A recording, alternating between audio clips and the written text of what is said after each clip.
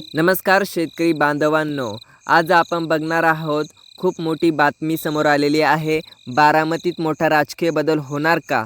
अजितदादांच्या निधनानंतर बारामती विधानसभा मतदारसंघाचा नवा आमदार कोण? हा प्रश्न संपूर्ण महाराष्ट्रात चर्चेचा विषय बनला आहे।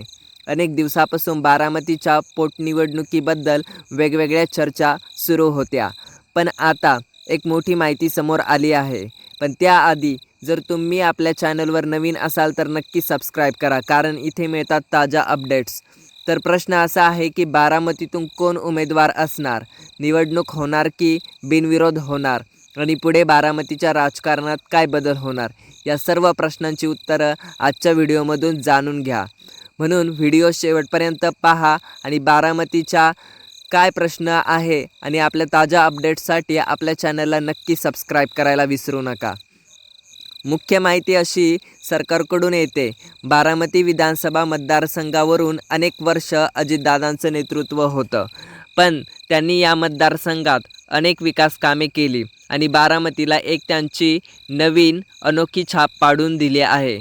मात्र त्यांच्या निधनानंतर बारामतीची जागा रिक्त झाली आहे। आता या जागेसाठी पोटनिवडणूक होणार आहे की नाही नक्की माहीत नाही, कारण की गेल्या काही दिवसांपासून बारामतीतून कोण उमेदवार असणार याबाबत जोरदार चर्चा सुरू होती।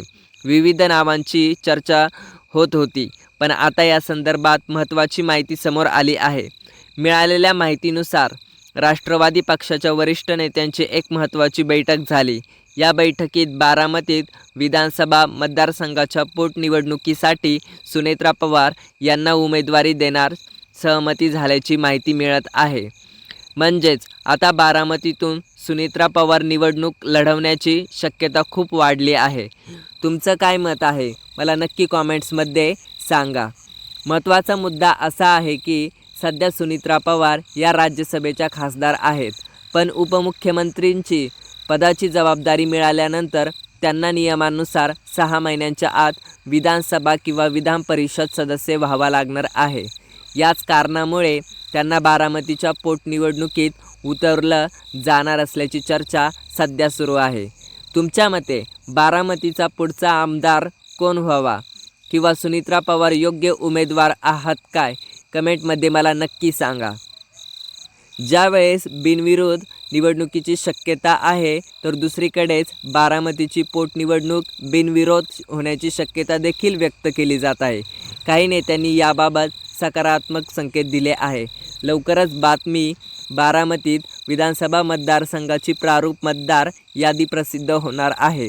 त्यानंतर कोणत्याही क्षणी पोटनिवडणुकीची घोषणा होऊ शकते। जर निवडणूक बिनविरोध झाली तर हा बारामतीच्या राजकारणातील मोठा निर्णय ठरू शकतो। तर आणखी एक मोठी चर्चा सुरू होत आहे, जे सरकारकडून जे राजकीय वर्तुळात अजून एक चर्चा जोरात आहे। अजितदादांचे सुपुत्र पार्थ पवार यांना भविष्यात राज्यसभेत पाठवले जाऊ शकते अशी शक्यता सरकारकडून पण व्यक्त केली जात आहे, अशा सूचना दिसत आहे। जर असे झाले तर बारामतीच्या राजकारणात एक नवीन ट्विस्ट तयार होऊ शकतो, म्हणजे समीकरण तयार होऊ शकतं। तर मित्रांनो, बारामतीची पोटनिवडणूक कधी होणार, सुनेत्रा पवार आमदार होणार का, आणि निवडणूक बिनविरोध होईल का, हे या काही दिवसात स्पष्ट होणार आहे। म्हणजे खूप सगळ्या प्रश्नांचा असा सगळ्या महाराष्ट्रात चर्चा होऊ राहिली आहे। तुम्हाला काय वाटतं, बारामतीचा पुढचा आमदार कोण होईल ते मला नक्की कॉमेंट्समध्ये सांगा। आणि अशाच ताज्या महत्त्वाच्या बातम्यांसाठी आपल्या चॅनलला सबस्क्राईब करा आणि व्हिडिओला लाईक करा आणि शेअर करायला विसरू नका। जय हिंद, जय शिवराय, जय महाराष्ट्र।